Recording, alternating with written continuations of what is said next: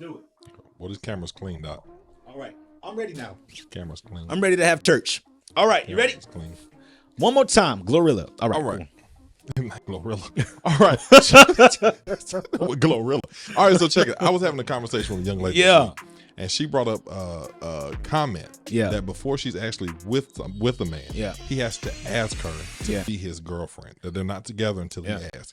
And so it sparked. I was like, I can't wait to talk to Rob about this. Yeah. What are your thoughts on it? Do you have to ask, hey, will you be my girlfriend? Do you feel like you have to ask?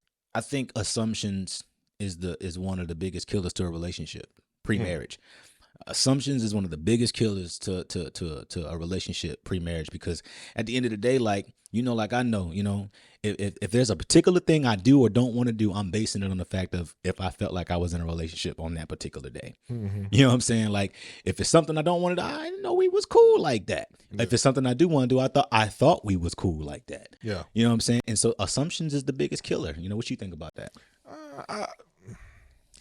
Yes, for clarity. Yeah. I feel like it should be asked for clarity, so we're clear we're dating. And I think that's more important for the man. It's really more important for the man to have clarity, because we quick to be like, we're together, but we ain't together. Right. I only did that because I was with you. Right.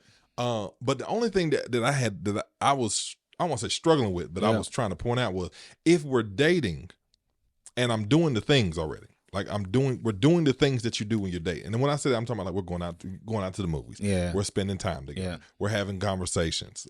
We are mutually dating, and we're both pursuing each other. Yeah. My question was, well, what if we're doing the things already? What changes when I ask the question? Because I could almost say, well, I thought we'd already been together. We're together every other day. We're doing this. If I'm going out, I'm calling you. If I'm eating, I'm with you. Yeah. What changes once I ask, hey, are you my girl? Well, will you be my girlfriend? What? It's like mutual accountability, mutual responsibility. Like at that point now, I think we talked about it on one of the pods in the past. It's about the difference between it being a choice versus a decision. Mm-hmm. And I think once that conversation is had and both parties understand where they sit and resolve in that whole conversation, it removes all the assumptions. You know what I'm saying? So now it's time out for I didn't know. No, we've been dating all this time. We've been hanging out all this time. You know exactly how I feel about that. You know what I'm saying? Well, me personally. Yeah.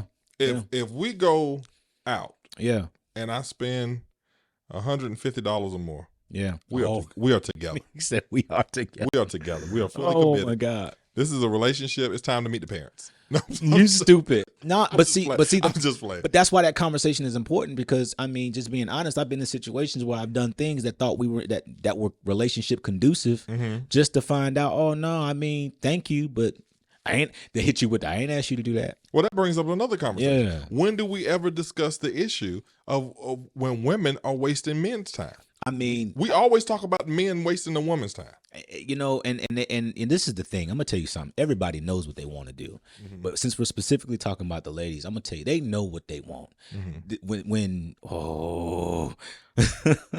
When that conversation is postponed, that means you're one of many options. And what did I tell you? Yeah, what you told me, rather, your current options are not your only options. And so this is the piece in dating, right? What I hate about it, what I despise about it, what I don't like about it is like dating for them is like an exchange of convenience for your monogamy. Yeah.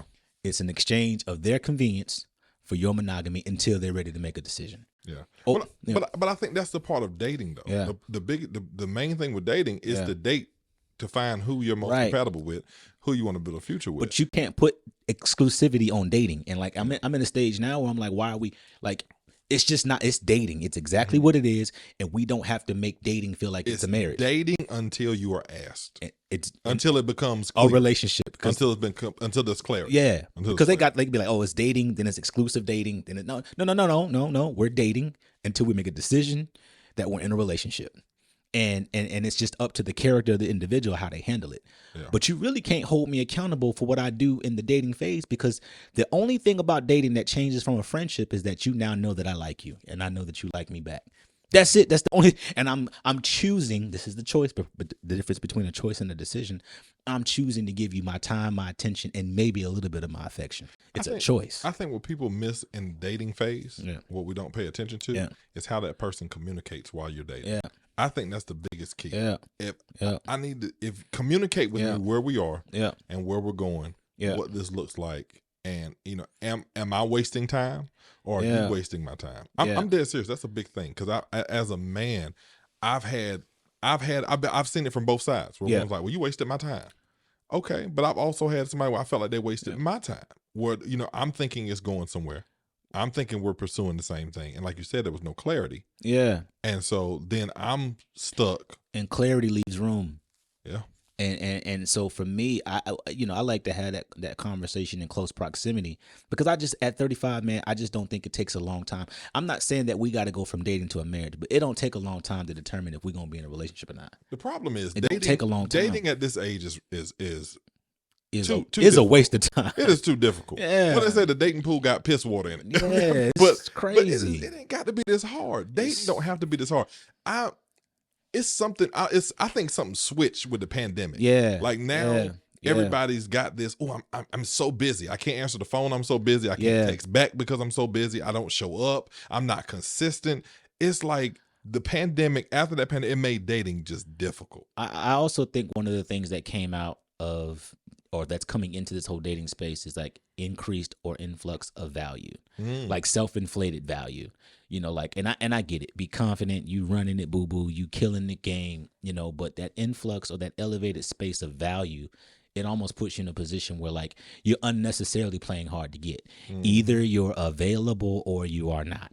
Yeah. You know what I mean? And then that speaks to the next thing. Dating is challenging because, you know what I'm saying, the truth of the matter is we got people in the dating scene that don't fit the criteria. And then when I find out, you know what I'm saying, now it's like, you know what I'm saying, now we shooting the fear when it didn't have to be like that.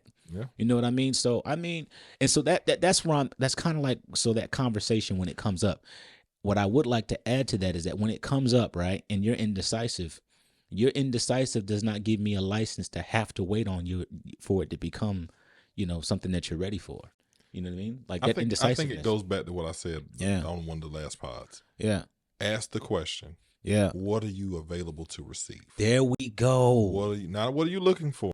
There we go. What are you available That's to the receive? question. Where are you right now? Are you available to date? Yeah. Are you is communication available? Yeah. Is consistency available? Yeah. Then what does dating look like? Like, how do you define that? Because again, while I'm asking how you define that, I need to make sure that you understand, that from my experiences. I'm gonna tell you something. Yeah, go ahead. I don't really know how to date. I enjoy dating. That's but good. That's good. I don't know how to date. Like, I don't know. I'm about to put myself out there and be honest. Yeah. Dating is hard. Yeah. It is confusing. It's so many questions of what's your favorite color? Yeah. And what is your favorite football team? Like, so many questions that you got. And so then you're trying. It becomes a trivia test. Oh, God. And it's like, and it's, for me, it's just like, okay, but me knowing your favorite color builds what? Mm-hmm. You know what I mean? And if we really get down to it, like me knowing your favorite food, when you're gonna tell me what you want when we get to the restaurant anyways, does what? And I get it. It's that attention to detail. Yeah. I'm not removing the attention to detail. I'm not removing the space for communication and that, being that extra step of being considerate of the person that you're with. I'm saying that, when we have all these measuring points and all these, whatever, then it's like, okay, I don't want to say our standards too high, but it's like, is it unrealistic? Have we now made dating unrealistic? I think a lot of people, I think social media has made it unrealistic. Yeah. And a lot of people are more interested in sitting at home watching a TikTok than going to get to know somebody. They're more interested in looking like what they see on TikTok. Yep. No, I'm not flipping you up over my head to see it. I'm not doing that. I'm not doing no pranks. I'm not doing that. Listen, No. I'm rubbing backs. I'm rubbing feet. I think both are. Eating dinner Important. Yeah. I think the favorite color question is important. Yeah. And I also think the where do you see yourself in 5 years question. There we go. I think both of those questions. There we go. I'm more concerned about where you see yourself in the next 5 years than I am with what's your sign. I don't. Yeah, because like, again, so the part that I'm relating to, the part that I'm talking about is the part where it's the trivia question test. It's the you don't remember my favorite color. I don't, but which color would you like, babe?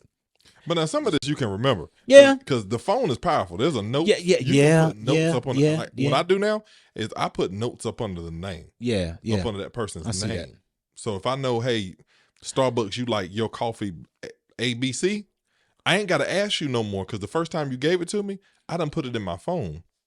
You see, I'm giving you game. So no, I get the game. I think what I'm saying without saying is that I think that at 35, and I say that because I'm so old. I'm so old.